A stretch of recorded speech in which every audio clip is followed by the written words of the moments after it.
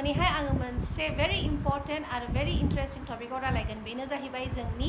brushing technique जोङो जानो हागौ खननै जोङो ब्राश खालामो बाट किन्तु जोङो ब्राशखौहाय कारेक्ट खालामगासिनो ना जोङो माबायदि कारेक्ट ब्राश खालामदोंना खालामाखै जों माबायदि ब्राश खालामनांगौ बेनि बारैहाय आं दिनैहाय खोन्थागोन स' आंनि भिडिअखौहाय जोबजासिम नायलांदो स' लेट्स स्टार्ट बाय भिडिअ स' फार्स्ट कमन मिस्टेक जेखौ जोङो खालामो बेनो जाहैबाय जोङो फुङाव सिखारनानै जोङो ब्राशखौ लायो ओमफ्राय जोङो जास्ट बिदि लानानैहाय जोङो एकदम ओरैहाय गोरा गोरा खालामनानै जोङो सिगांनिफ्राय लानानै जोङो बिदि मानजिलांजोबो ओरै गोजौ गाहाय जोङो बिदि मानजिजोबो खिन्थु जोङो मालाबाबो बिदि खालामनो नाङा बियो एबसलिउटलि रं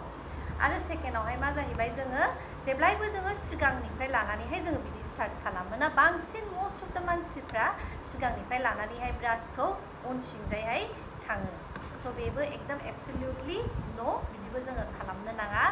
आरो थार्ड मिस्टेकआ जोङो मा खालामो जोङो जास्ट ओरै सानिखौ नैबे सिंनिखौबो जोङो आरो बिदिनो मिस्टेक खालामो जों एकदम बिदि फुरा गोरा गोरा लानानैहाय जोङो बिदि फुजोबो ना सिखारनानैहाय फुरा जोङो बिदि एकदम खालि ओरै ओरैल' जोङो ब्राशखौहाय जोङो गोरा गोरा लानानै जास्ट जोङो फुयो स' बेखौ जोङो एबसलिउटलि जोङो खालामनो नाङा बे थ्रि कमन मिस्टेक आङो माखासे पिक्चार्स होगोन जोंना माने बेसिकेलि मस्टलि होनोबा 50% जोंना प्रब्लेम हाथाइ मोदोमनि प्रब्लेमा जोंना रं ब्राशिं टेक्निकआवहायनो जायो जुदि जोङो भुल टाइपैहाय जोङो ब्राश खालामो जोंनि 50% प्रब्लेमा जोंना बे जोंनि रं ब्राशिं टेक्निकआवहायनो जायो जोंना हाथाइफ्रा मोजांथ' साफा जाला खिन्थु बियो मा खालामो नोंथांमोना जुदि बिदि एकदम गोरा गोरा बिदि फुलाङोबा नैबे जे जोंना जे हाथाइ मोदोम दङ बेफोर गासैबो ओरैहाय गोजौथिंजाय जामलांनो हमो आरो बेजोंहायनो नोंथांमोना गामसा जुदि हाथाइ मोदोमा बिदि जामलाङोबा नोंसिना हाथायाबो नुजानो हमगोन आरो हाथायाबो लुज जालांनो हमगोन आरो विथ टाइम्स आं खोन्थाखाबाय जोंना हाथाया लेयार्सजोंहाय बानायनाय दङ स' नोंथांमोना जुदि बिराद फर्स होनानैहाय जुदि एकदम बिदि मानजियोबा बे जोंनि हाथाइनि लेयार्सफ्राबो गासैबो लासैनो गुगानो हमगोन स' बेफोर माखासे मिस्टेक्स जेखौ जोङो कमन लाइफआवहाय जोङो खालामो बाट दा जुदि जोङो बे सोरबाफोर जुदि बे भिडिअखौ नायदोंबा आं रिक्वेस्ट खालामो प्लिज दा बेफोरखौ खालामनायखौहाय स्टप खालामदो आरो जे टेक्निकखौहाय आं फोरोंगोन बेजोंहायनो नोंथांमोना ब्राश खालामो स' जोंनि डेन्टेल माबायावहाय जोंना मेरला टाइप्स अफ ब्राशिं टेक्निक्सफोर दङ बिनि आलदा आलदा नामबो दङ जेनेबा मडिफाइड बास मडिफाइड स्टिलमेन आं नोंथांमोननो मस्ट सिम्पलेस्ट वे आरो मस्ट कमन जेजोंहाय जोङो ब्राश खालामनांगौ जेजोंहाय जोंना हाथाइ मोदोमफ्राबो मोजां थायो आरो हाथाइफ्राबो मोजाङै साफा जायो बेखौ आं नोंथांमोननो दिनैहाय एसे डेमनस्ट्रेसन खालामनानै दिन्थिनोसै स' नोंथांमोना नायलांदो स' जोङो जेब्लायबो गोसोआव लानांगौ जोङो जेब्लायबो ब्राशखौहाय बबेनिफ्राय स्टार्ट खालामनांगौ जोङो एकदम जोंनि लास्ट हाथाइनिफ्राय स्टार्ट खालामनांगौ अके जोंनि लास्ट हाथाइनिफ्राय जोङो मालाबाबो सिगांनिफ्राय स्टार्ट खालामनो नाङा जोङो लास्टनिफ्राय स्टार्ट खालामनांगौ आरो आं जेब्लायबो होनखाबाय नोंसोर ब्राश बायनायावहाय जेब्लायबो नैबे जे हेड दङ ना ब्राशनि बे हेडआ जेब्लायबो एसे पइन्टेड आरो फिसा जानांगौ मानो होनबा माखासे मानसिफोरना खुगाया बिराद फिसा जायो स' बे उनसिम थाङा स' जुदि बे जिनिसा पइन्टेड बा बेयो नोंसिना लास्टसिम थाङो मा जायो जोङो सिगांनिफ्रायल' फुरा ब्राश मानजिलांबा जोङो लास्ट हाथाइसिम मोजां सहैला आरो बेयावहायनो जानाय मानायफ्रा थाबथानानैहाय जोंना केभिटिस जायो आरो प्रब्लेम जायो स' जोङो मा खालामनांगौ जोङो लास्टनिफ्राय जोङो स्टार्ट खालामनांगौ बे मेथडखौ होनो जाहैबाय मडिफाइड बास ब्राशिं टेक्निक स' जोङो मा खालामनांगौ जोङो जोंनि ब्राशखौहाय नैबिदि 45 डिग्री एंगल होनो बेखौहाय 45 डिग्री एंगलावहाय लानानैहाय जोङो ब्राशखौ एसे ओरैहाय नारसिनांगौ एसे नोंथांमोना ओरै नारसिनदो आरो नारसिननानैहाय जेब्लायबो नोंथांमोना नुबाय जे ब्रिसल्सआ जोंना हाथाइनि सिंनि गेजेरावबो थांबाय स' बेखौहाय जोङो लासै लासैनो नैबिदि जास्ट जेन्टलि मासाज खालामनाय बादि जोङो बिदि ओरै जेन्टलि जोङो ओरैहाय खालामबोनांगौ राउन्डआवहाय ओरै खालामबोनांगौ होमबा नोंथांमोना नुबाय जोंना बे गोजौनियाबो बियो जोंना ओरै सिङावहाय गाहाय सिङावहाय जुदि माबाफोर हाबनाय दंबा बियो बेजोंहाय बियो साफा जाबाय आरो जोङो जेब्लायबो गाहायनिखौ जुदि जोङो मानजिदोंबा जोङो जेब्लायबो ओरैहाय लानानै जोङो ओरै गोजौथिंहाय जोङो बेखौ खालामनांगौ नाखि जोङो गाहायजों फुरा ओरै खालामबा मा जायो जोंना नैबे हाथाइ मोदोमा जामनो हमो स' बेखौ जोङो आं खनसे खोन्थाबावनोसै ओरै 45 डिग्री एंगल दोननानैहाय जोङो बेखौहाय एसे ओरै प्रेस खालामनांगौ ओमफ्राय ओरै लासै लासै सार्कुलार मसन खालामनानैहाय जोङो बिदि ओरै लासै लासै जोङो उननिफ्राय जोङो मानजिबोनांगौ ओरैहाय gently जोङो बिदि लासै लासै मानजिबोनांगौ ओमफ्राय आरो ओरैहाय upward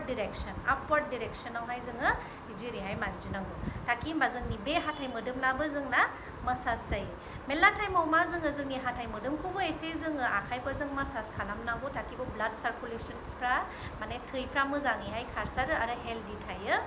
थ' जोङो बिदिहाय बे होमबा बे गामाबो मासाज जाबाय आरो नोंथांमोना गामाबो नैबे सिंनाबो साफा जाबाय स' बिदिनो जोङो ओरै लासैहाय जोङो उननिफ्राय फैनानैहाय फैनांगौ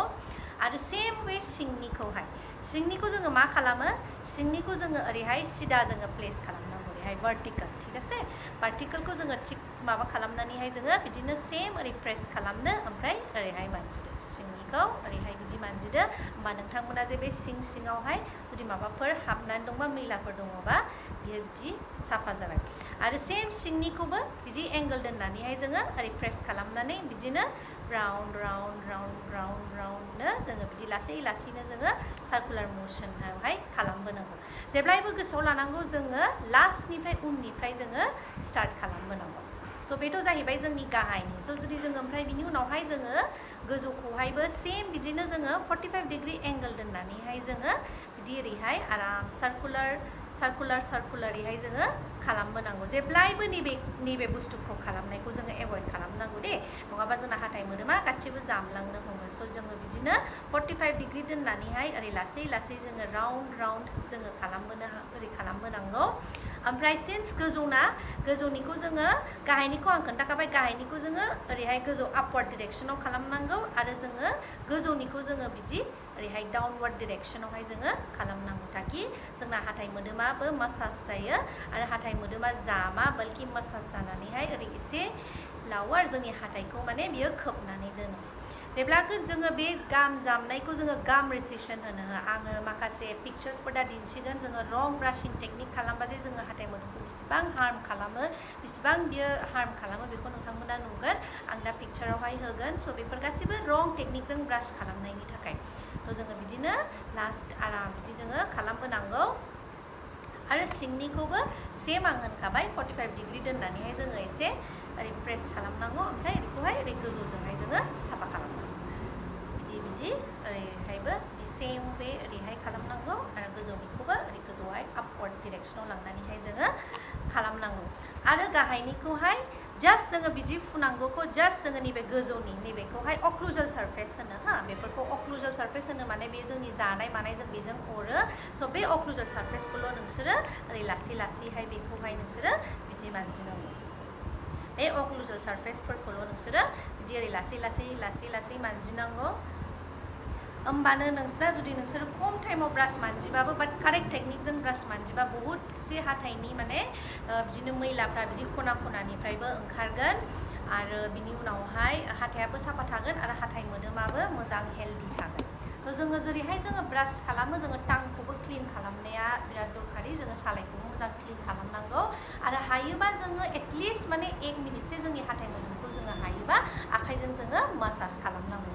स' आं नोंथांमोननो नैबे माखासे पिक्चार्सफोरखौ दिन्थिदों बेफोर गासिबो जोंना रं टेकनिक माने जोङो मोजां ब्रास खालामैनियावहाय बिदि गासिबो जाजोबो बेखौ होनो जाहैबाय गाम रिसेसन हाथाइ मोदोमा एकदमबारे जामलांजोबनानै हाथाइफ्रा नुजानानै बेवहाय मैला जमा जायो आं सिगांनो खोन्थाखाबाय प्लाक आरो टार्टार जेखौहाय होनो बे मैलाया जमा जानानैहाय बिदिनो हाथाइखौहाय थाब मावलांनोसै आरो हाथाइया थाब बायलांनोसै ब्लिडिं जानोसै बेफोर जायो स' बेखायनो जोंना कारेक्ट वे अफ ब्रास खालामनाया बिराद इम्परटेन्ट आरो हायोबा जोङो उन्दैनिफ्रायनो कारेक्ट वेखौ जोङो फोरोंलांनांगौ ताकि बे देरजासे बिदि कारेक्ट माने बेबादि बिसोरो मोजाङैहाय ब्रास खालामो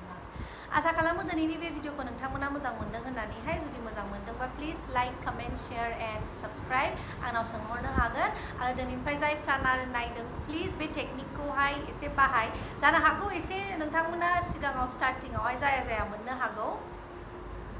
बाट खिन्थु जोङो बेखौ कारेक्ट वेखौ खालामनाया बिराद इम्परटेन्ट स' टिल माय नेक्स्ट भिडिअ